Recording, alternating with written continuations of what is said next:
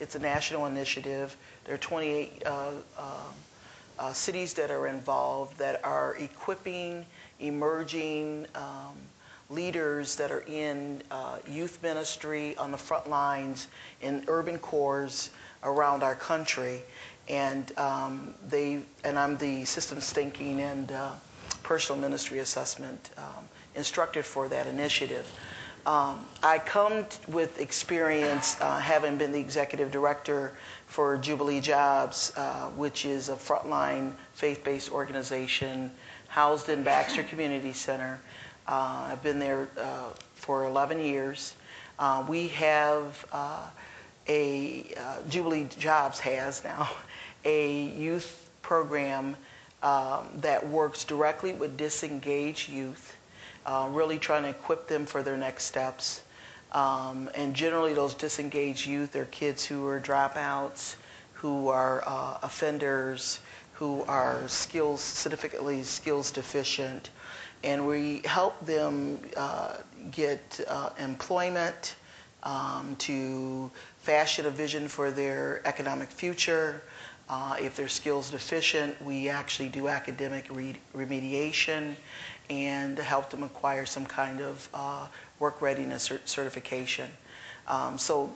Jubilee Jobs is a United Way agency. We're also a contractor with Michigan Works, both in welfare, youth employment, and also in prisoner reentry programs as well. So that's kind of my experience around the whole youth violence arena. Mm-hmm. Well, there's a lot of news articles about where youth violence is taking place, but we'll talk about, from all three of your perspectives, sort of what are you witnessing when it comes to sort of the magnitude of this issue and its impact on the community? Sort of set the stage for, what's the issue, what's the problem, what's the magnitude, before we get into a discussion of what can be done. We can't say that there's one reason for such a widespread condition, other than there are multiple factors that are leading to what's going on. When you leave, specifically, the urban audience is not the only audience in the United States or even our community that's experiencing a trend of violence. Rarely do you hear in the urban environment of someone walking into a high school or locking a high school down and running with assault rifles and taking the lives of hundreds of people or endangering hundreds of students. So we need to clarify some of the stereotype that's going on. I live in the inner city, and I have my entire life. I've been here now 25 years. I've never had a break-in. I've never had a scratch on my automobile. I've never had my dog stolen, my children. But at the same time, we are living in an environment where there's a significant level of community apathy. In the midst of a lot of great things going on with the audience of dealing with underperforming young men statistically create the single largest area of havoc and mayhem, but at the same time, they have the single least amount of community resources directed towards this particular audience. This audience receives a significant unfair amount of bad publicity, but at the same time, there's little media intervention when it comes to some of the accolades that they are due. Every young man is not standing on a street corner. Every young man is not robbing a bank. Every young African-American male is not with his pants hanging down. His mouth is not full of profanity. But at the same time, we have so glorified street living in America through our media that now it's becoming suburban emulated, and it's a fashion trend. But unfortunately, it's not fashionable to go to a crime scene like I did on July 2nd of last year and watch a young man have half of the back of his skull missing and brain matter all around him because he's been executed in a street-level shooting. And here we are a year later, and we still have not declared a state of emergency on the trend of the failing component of the African-American male, specifically the urban male here in West Michigan. Lieutenant? The magnitude. our violence is going up. Our violence is spreading. It's not a core or I don't like the word inner city. I never use the word ghetto because we don't really have a ghetto here in Grand Rapids. But the magnitude, it is spreading, and it can affect all of us at any time.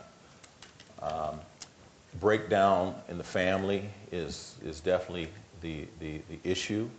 The young male has no mentor, has no goals. You know, we go in the families, and these children, young people have no goal. What do you want to do with yourself? You know, they figure they're going to die, and they actually don't strive for anything.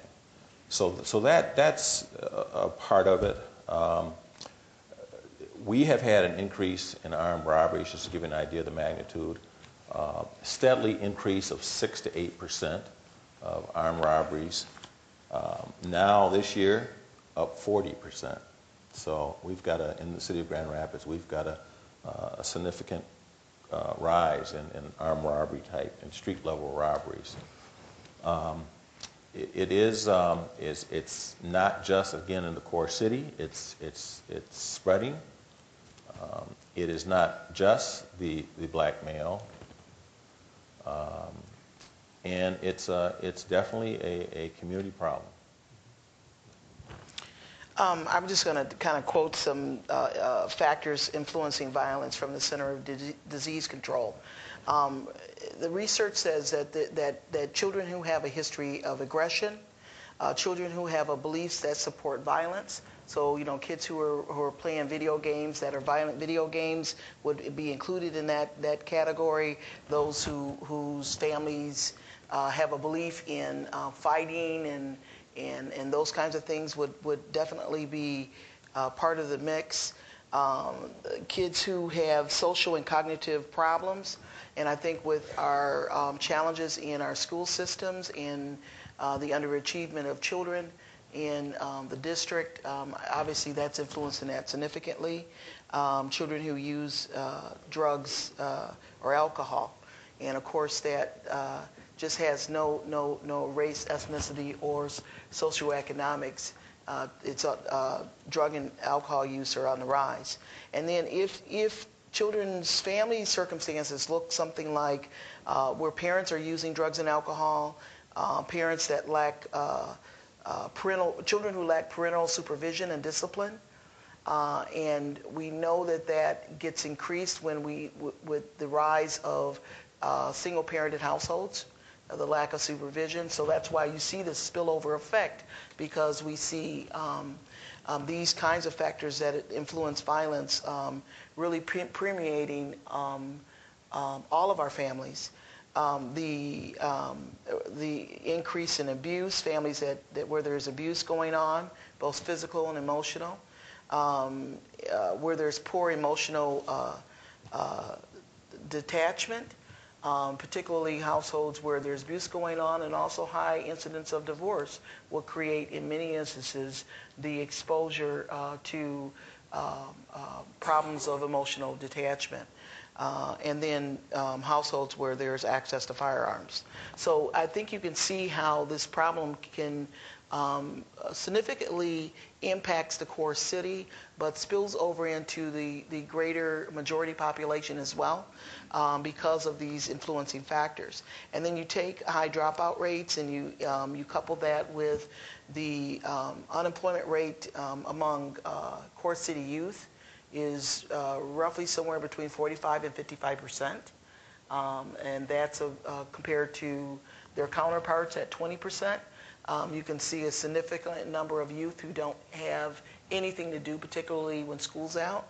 And then in the core city neighborhoods, on the southeast side, the single-parent households are about 68%.